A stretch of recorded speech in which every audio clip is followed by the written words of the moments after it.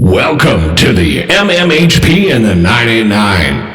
Podcasting from the Michigan Rock Legends Hall of Fame in downtown Bay City. Channeling all styles and eras of Michigan music history. From the city by the bay. And now, Dr. J, Sir Fred, Mr. Mike, and your host, Scott Baker.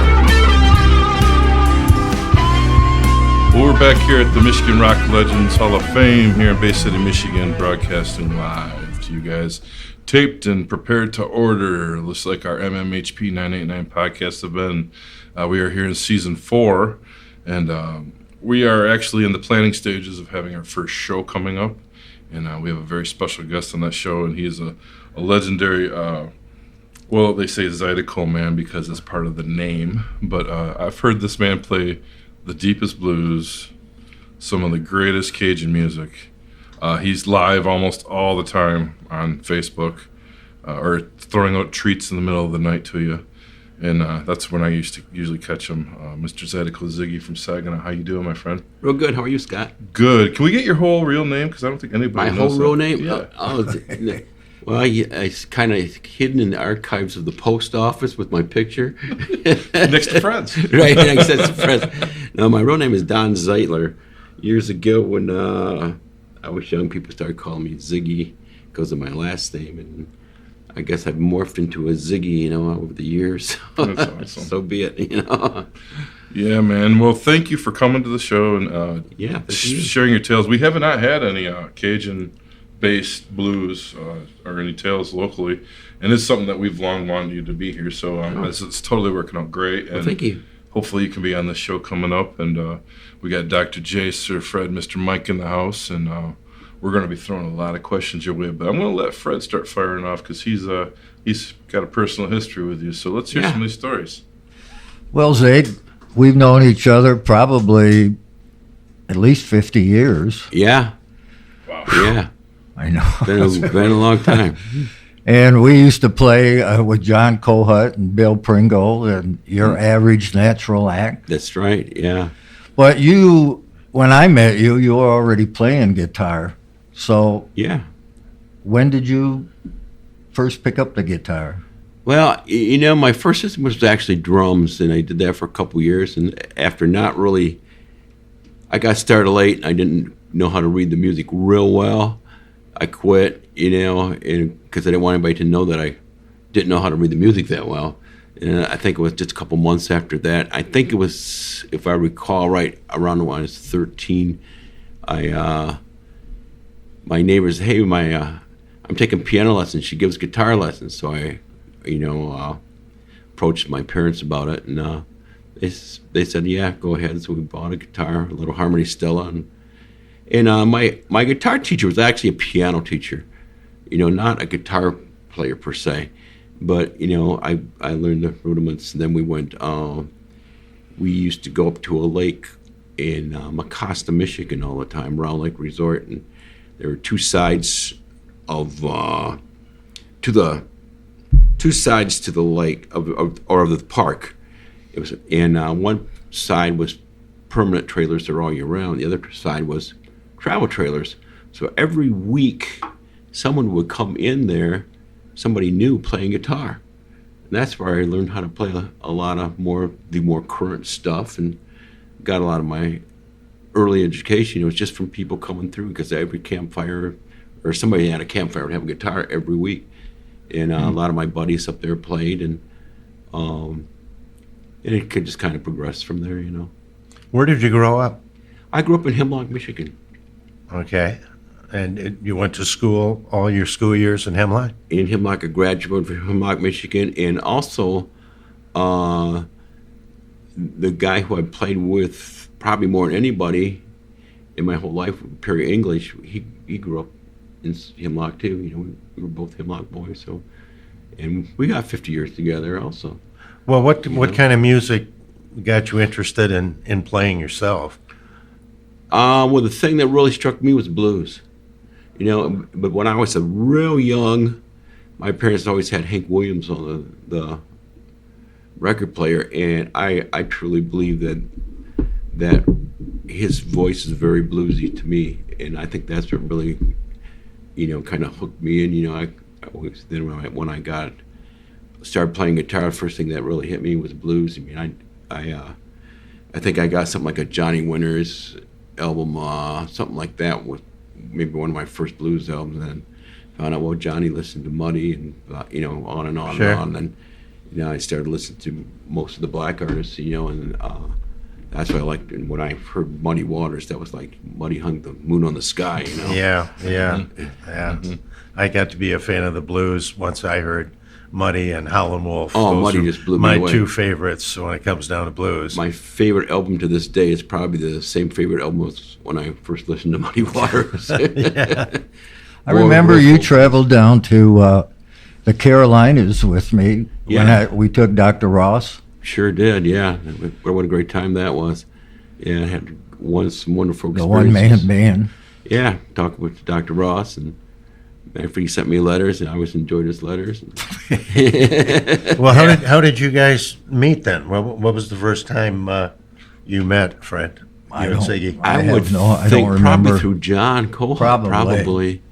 Yeah, I would think. I used to play with John Kohut, who was an accordion player, singer, songwriter, and we were partners in Black Kettle. Well, sure. That's where I got to know John. I was. Oh, you knew him? Oh, sure. Oh, As a okay. customer of Black Kettle, I bought a number of records there, and went to see John play. I'm not sure if you were playing with him or not. It was at I think it was Wolcott's Frontier or something like that, out on Broadway. No, I used to book the flies in there, though. Yeah, well, I think that's where I was probably there to see a fly show. I don't know if he Oh, okay. opened up or. I remember I still have the 45 Coffee Blues. Oh, Yeah, the yeah, jazz we put out recordings. 145. Yeah. Wow.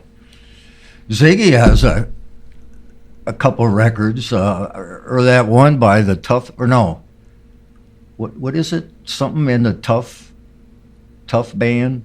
It was blue- Terrible T, the Tough Terrible Band. T. Yeah, oh yeah. They recorded the Tough Band recorded at my studio, my recording studio I had years ago, and The McRae brothers, who I McRae took brothers. out Oh, them yeah. to back up Lazy Lester Yeah. out to his did studio. recordings with Sheree Williams. A lot of people. I mean, I think at that time, I think it was. I'm not sure if there was even another recording studio around at that time. Was there? I don't. Back Was, in the was your 80s? studio in Hemlock? It was No. actually in Thomas Township, which Oh, by Freeland. Then. yeah, it is Thomas and Foster, which is kind of like, Hemlock Schools, Saginaw phone, Freeland address, on the outskirts of everything. It's like a Hampton. Yeah, I always called it kind of like the Devil's Triangle.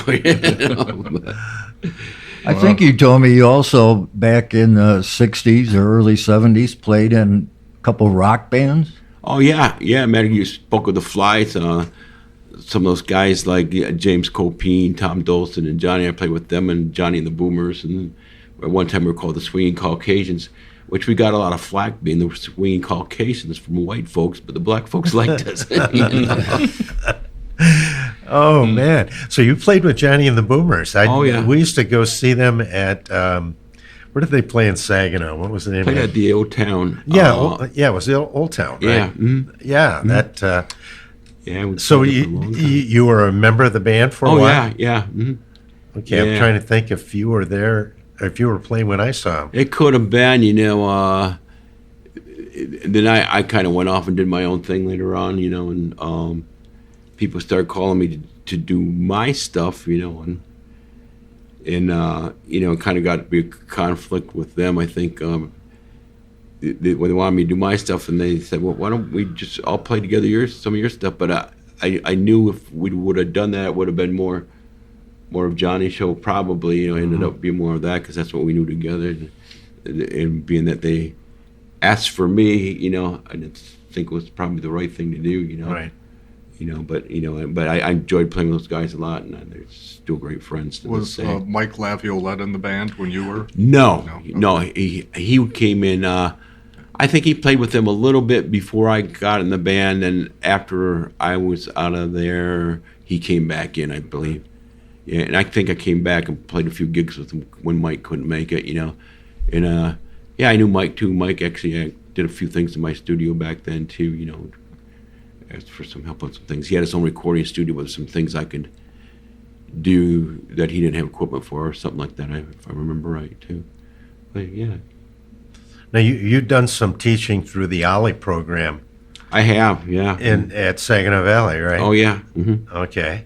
And those were mostly like teaching people how to play harmonica and guitar? Guitar, harmonica. I believe I did a uke class. I think those three, if I remember correctly. Yeah. Yeah, I taught for 19 years through the Ollie program. Okay. I would cool. do rock and roll history classes Okay, there. cool. But I remember seeing your name in the in the catalogs Yeah. offering classes and so on. Yeah, and we did something a little different because we had our own building. Because we had the White Crow, and I asked them, well, could we have them just come over here? They said, sure.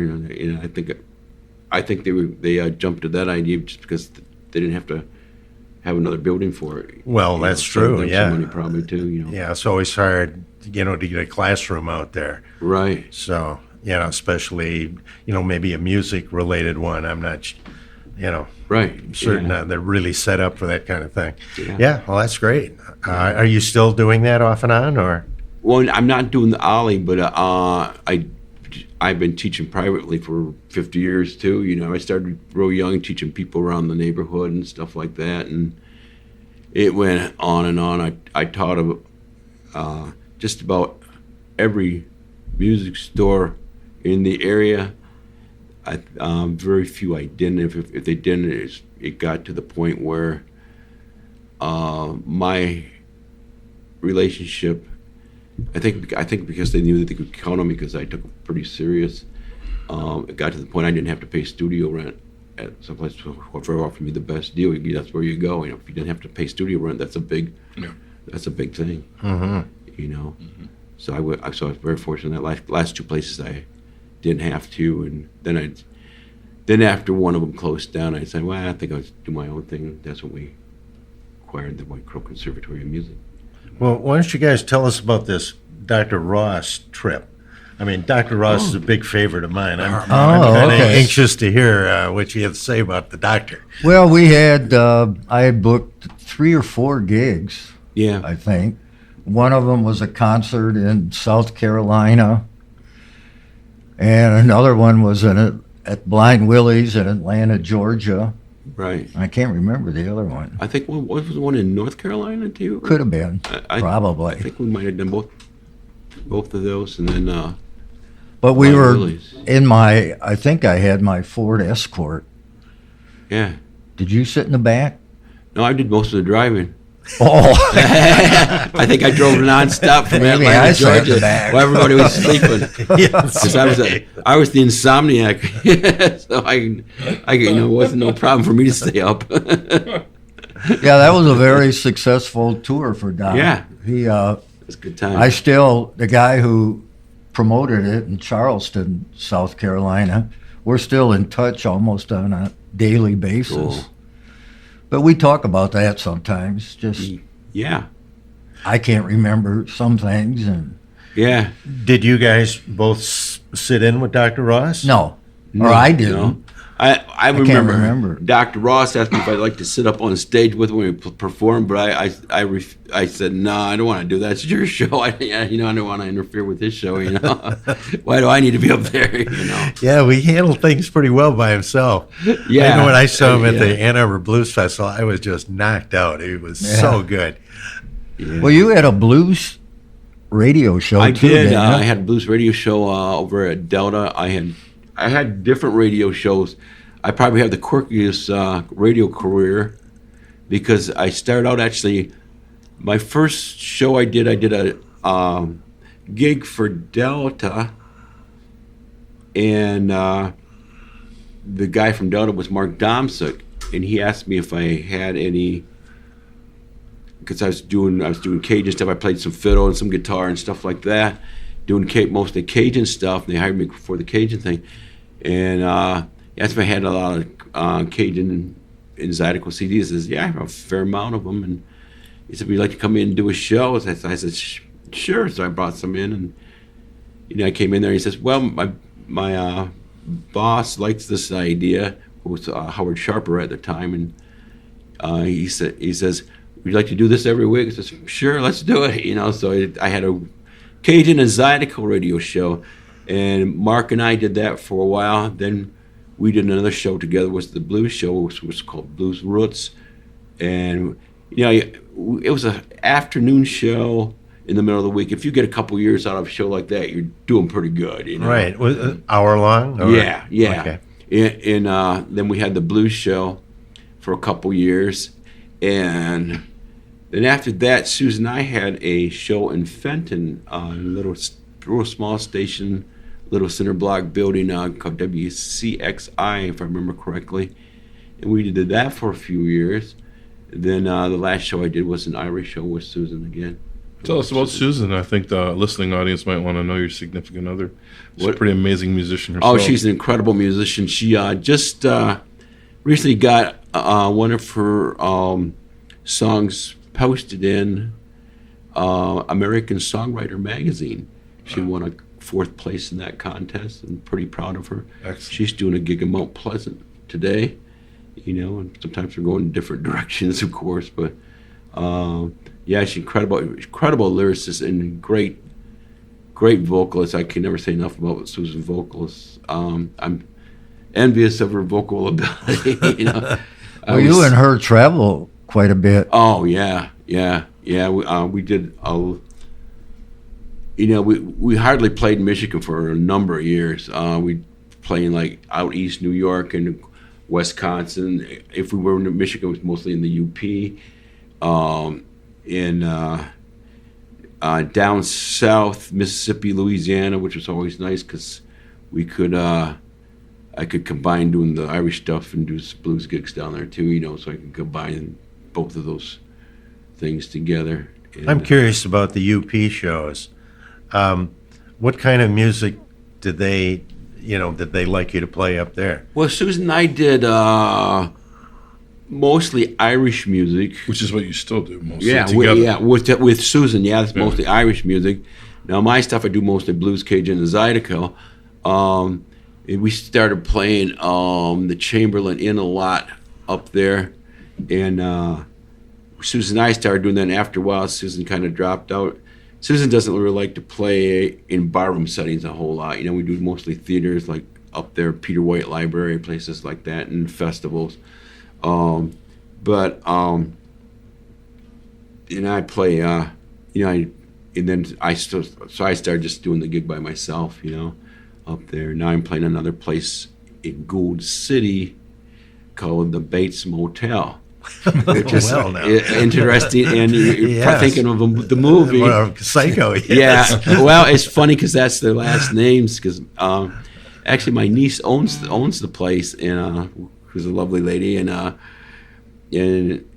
she claims that her first album she ever had was one of mine, and she so she wanted me up there to play, too, and it goes well up there. And I don't just perform up there. I teach up there because I've been playing up there so long. And I'm also doing recording work at another guy's studio up there. So when I'm up there, I'm working it, Yeah. So it's pretty busy. And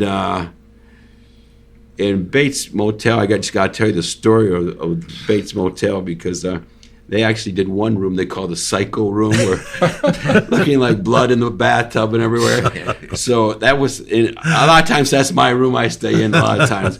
But we had a little fun with it when we my first night of staying in that particular room. We went in there. We made a video of ourselves. We're in the tub doing some songs. We come up with a song. We come up with. There's blood on the wall. We just come up with a quick song, a ditty, and we record about 3 songs in the bathtub with looking like blood on and we posted that on Facebook, and of course everybody loved that. So we had a little fun with that, Oh, that's great. Wow. So a little sense of humor there once in a while goes a long way. Oh, that's cool. Yeah. Now, you guys have been together. You guys are also on Smoking Sled Dog Records, right? Yep. I'm on the Smoking Sled Dog and Togo Touring Artist Togo label. Touring Artists out of Lansing. Mm-hmm. Good friends, man. Jamie Sue. Jamie Sue, yeah. Yeah. Wonderful. I'm going to stop you now and maybe can you give us, I'm going to ask you for a couple of requests tonight. Okay. Can you give us an Irish song followed by a Zydeco song? Okay. I'm not set up for an Irish song on guitar just because I never play guitar on Irish music. I always play bouzouki. Gotcha. Yeah. If had I known, I could have brought my bouzouki. I was just thinking, let's get a little of all these flavors that you can give us. Yeah. So and I'm not the Irish singer. Susan. True. You know, and to be honest with you, we come from different directions musically a lot. I'm how do you want to say it? Probably more of a scholar musician, and she's more of a folk musician. So, and there's nothing wrong with. They're both great. Don't get me wrong. So when she plays, she usually plays the song pretty much the same way every time. When I play behind her, or every time I play, I come from a very strong blues background and a bit of jazz, and so I'm an improviser. So even when we do Irish music, I'm always improvising. And Susan will always tell the audience, if you hear this, you see me looking at Zig, it's because I'm hearing this for the first time just like you are. and it's probably true. So my whole relationship with Irish music is I don't want to play until I hear what she sings, because my idea is I want to embellish her voice all the time. Awesome. Until I hear her sing, then I know what I want to play. Yeah, that's really how I play. Beautiful. Yeah. Beautiful. Well, give us something original from your Zydeco Ziggie side to start, and then we'll when I write, I usually write with the harp and the guitar at the same time. It's actually become an integral part of my style, what I do. Grab the right harmonica. I love just getting on Facebook about 11 or 12 at night, and sometimes you're, boop, here comes Zig. Yeah, and a lot of those are improvisations. Sometimes I don't even have a clue what I want to do, and I just, I'm going to do something. See what I come up with a lyric off the top of my head. But that's the fun of it. What kind of harmonicas are those? Well, Looks different. This set here is a set of, let's see, what do I have in my car? These are called Blues Masters. These are actually Suzuki, which is unusual. Suzuki. Yeah, I like these because they're a little mellower sometimes. I mean, most of the time I'm playing Hohner Marine bands. Right. I mean, this is my car set, which I decided to use today. And for a situation like this here, I think works a little nicer because the Hohners get a little shrill, a little bit loud, too loud. This kind of blends with the guitar a little bit more. And, I find in some settings, like if I'm doing something like a nursing home and something like that, it's not quite so shrill, and it blends in a little better, and you don't have to mix it so much, Okay, this is a little tune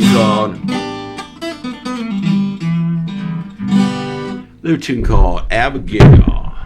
This is pretty much a blues thing. Yeah, feel free to adjust that if the harp's too loud or something.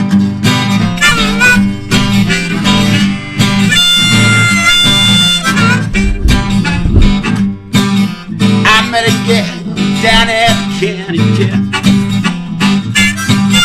I met a girl down at the county jail. She's a pretty little girl, her name is Abigail. Abigail, she got those tricks for sleep. Abigail, she got those tricks for sleep. She's still your heart. I think she'll keep alright.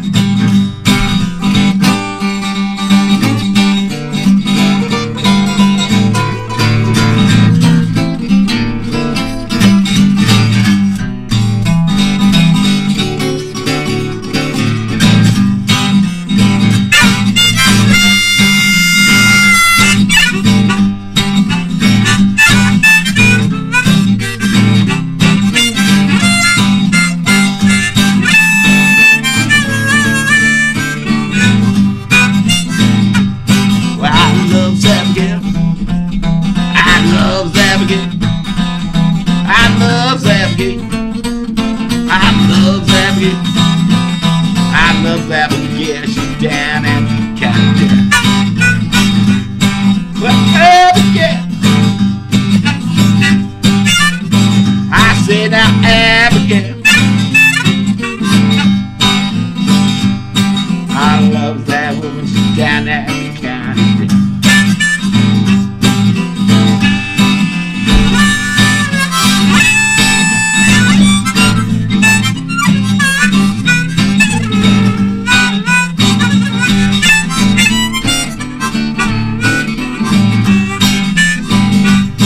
I love that again, down at the county. I love that again, she's down at the county. I love that woman, I just won't know her.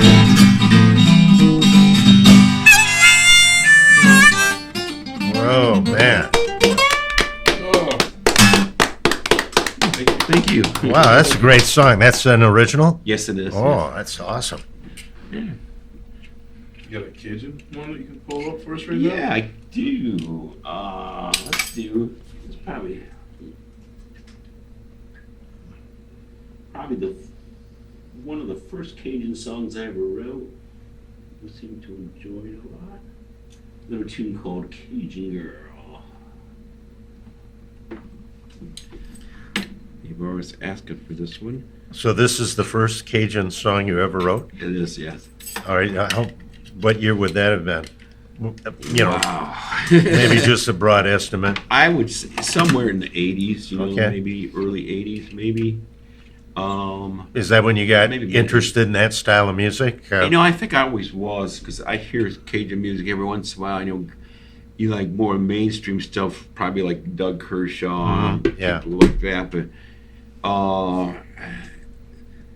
and I got more and more interested in it, and I did my first tour of Louisiana. We were down there for a month, down on the bayou. We stayed in a double wide house trailer on the bayou, and had a wonderful time. And then we went to New Orleans, and I actually got to sit in with the Cajun band down there, and I was kind of hooked. And did take a couple years there. I'm thinking, why isn't anybody doing this up north?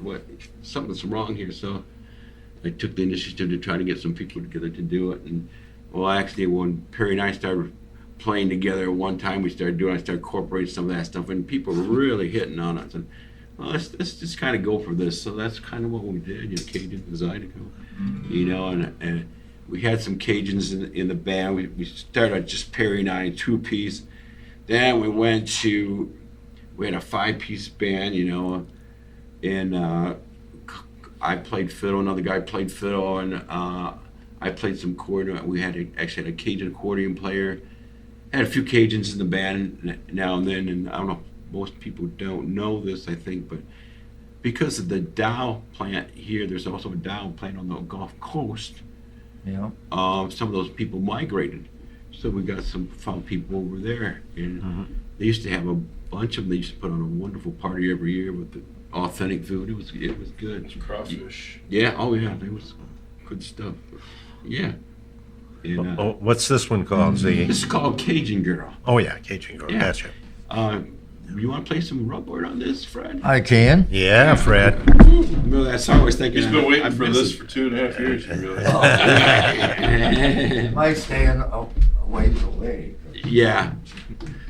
Yeah. So, but while Fred's hooking that up, how many records do you have out now? Give us an idea and what. You have to ask Susan that. She claims I have 20-some things out. Okay, I knew you had a lot. Yeah. But some are Cajun, some are Zydeco, some are blues. Some Yeah, all different. Some of them even rock and roll. One year, we were horsing around rehearsing the band. This was with some different people at that time. That was with Kevin Oswald, and I believe it was Steve Vincent. And at that time, we were just horsing around and started playing a rockabilly tune, and we had a good time with it. So one year we decided, let's do a rockabilly album for fun. So we did that, and that was a lot of fun too. Oh, well, yeah. Can we hear one of those tunes later on? You got if one I of can those in remember your words. hip pocket? That's the trick, going back to remember all these things. Yep. Okay, so ready for this, or?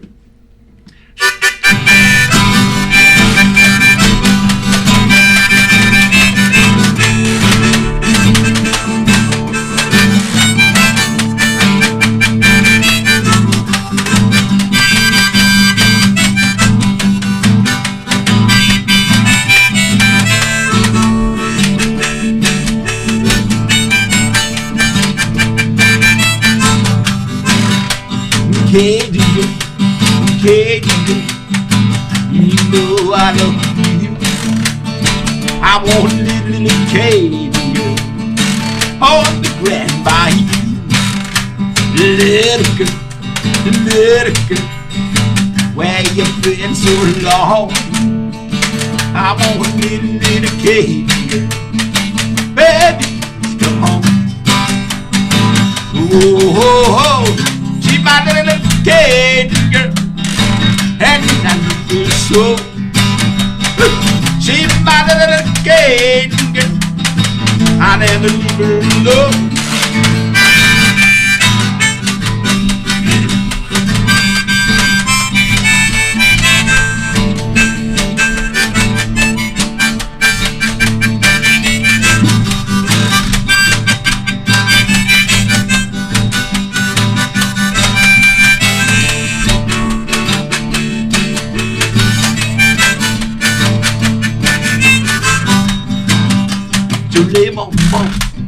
Les moments, j'ai l'amour. Ma petite fille au lait, maman, big grandma, London c'est, ma jolie maman, ma petite fille au lait, maman, big violent. Oh, oh, oh, she my little Cajun girl, and I love her so. She's my little Cajun girl, I never leave her alone.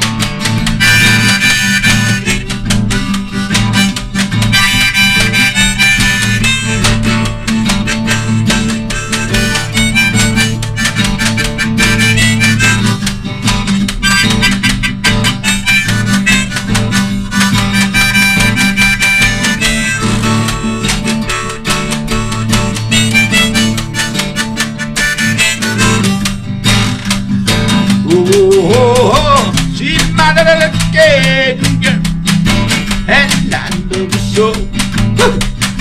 She's my little Cajun girl, I never leave her alone.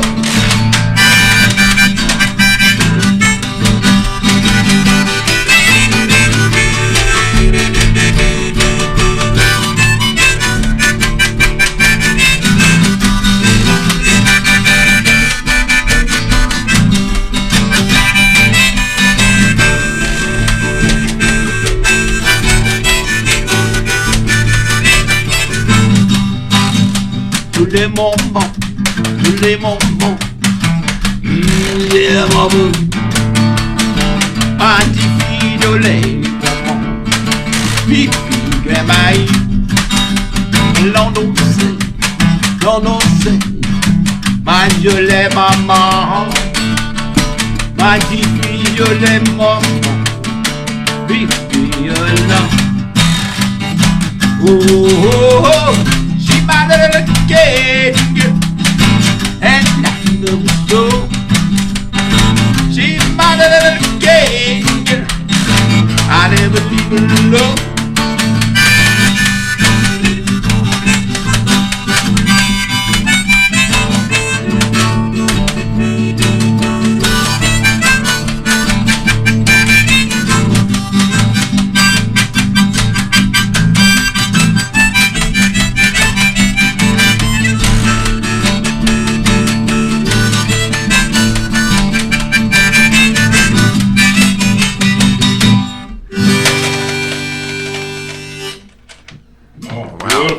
Awesome. Thank you, Zig. Thank you, Fred.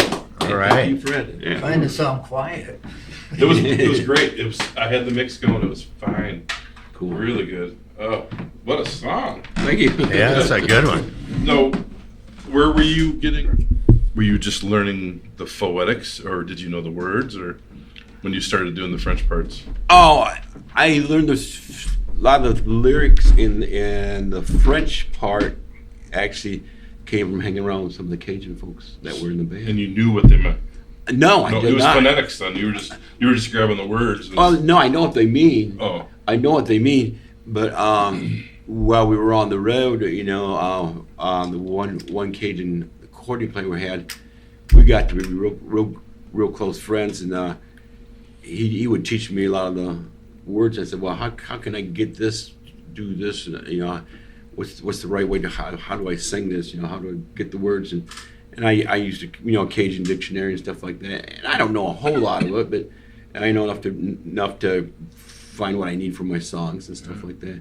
You know, it definitely had the vibe that I'm familiar with, I guess, for when my ears have heard it. Mm-hmm. But it's also you had a very smoothness with it. You knew the blending of it real well, and it's really catchy, you know. Yeah, well, I think it's real important if you're going to do something like that. You really have to dig into the language, you know, not just the phonetics of it, but you need to know what those words mean and understand it, you know, and you hang around with those guys, you know, after a while you start slurring your words and everything else, and we do the same thing when Susan and I do Irish stuff. By the time we get back from a tour, we start talking pretty funny sometimes, you know, too, you know, because you're hanging around all these people, you start picking up on it subconsciously, I believe, you know. And so she sings in Gaelic, of course, and I do the French thing, but this is Cajun French, which is not like French over France. I mean, it's similar but different. Mm-hmm. I think there's an old story about Clifton Chenier went on a tour, and they were teasing him because he was singing in French, and when it came time to eat something, he said, well, I'll order for you. We were in France touring, so we ordered them all raw fish. I don't know if you ever heard that story. No, I haven't. Yeah. But so it's a different French compared to like the French Canadian. Oh, it's a dialect. It's just like it's like any other language. You know, like like English, we talk different here than the deep South. In New York, they have an accent. You know, up in the UP, you know, I mean, everywhere you go, you know. It's cool to hear your seasoned voice though, blend it and just so naturally. Yeah, I was just Thank you. And it's always been fun to listen to you like that. But I finally got a chance to ask you about it. So I guess one of the highest points in my life, we were the front band for Buckwheat Zydeco. I got to meet Buckwheat, and one thing too I got to explain: a diatonic harmonica is tuned exactly like a Cajun accordion, so all that stuff is real easy to do on here. You know, so it's like I used to play some accordion, but because of economics, I have a smaller piece band, so I can just do all the sounds on here.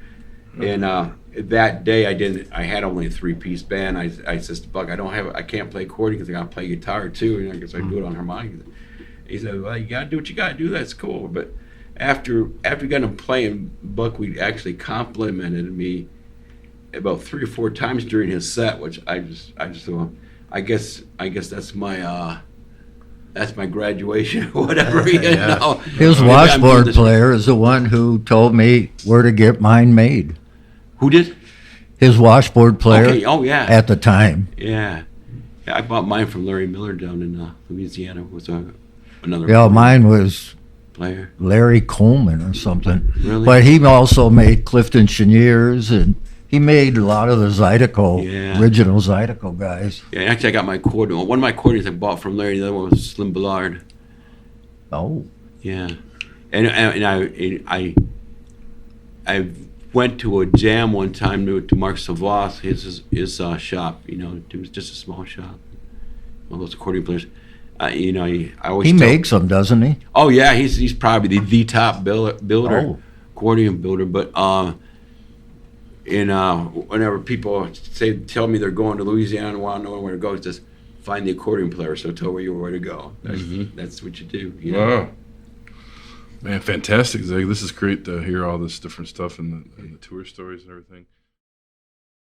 And that's the end of part 1 with Mr. Zydeco Ziggie, the Cajun blues and Zydeco master from mid-Michigan.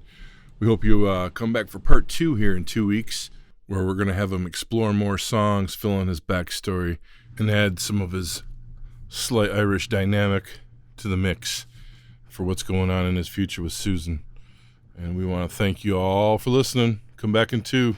This has been a great first for us. We'll see you soon. The MMHP is hosted on Apple, Spotify, YouTube, and our own Libsyn podcast site. You can also search MMHP 989 on Facebook for up-to-the-minute information, as well as both Dr. J and Sir Fred's album picks of the week, posted every weekend. Don't forget to look for Mr. Mike's local music live series, posted frequently on MMHP's Facebook hub, as well as Scott's Mid-Mitten 15 from Harvest Canteen, featuring one-on-one interviews with Michigan music artists. You can connect with Scott on the web at scottbakermusic.com, Dr. J at michiganrockandrolllegends.com, Sir Fred at fredrife.com, Mr. Mike at YouTube at Mr. BT1. That's MRBTEE and the number 1.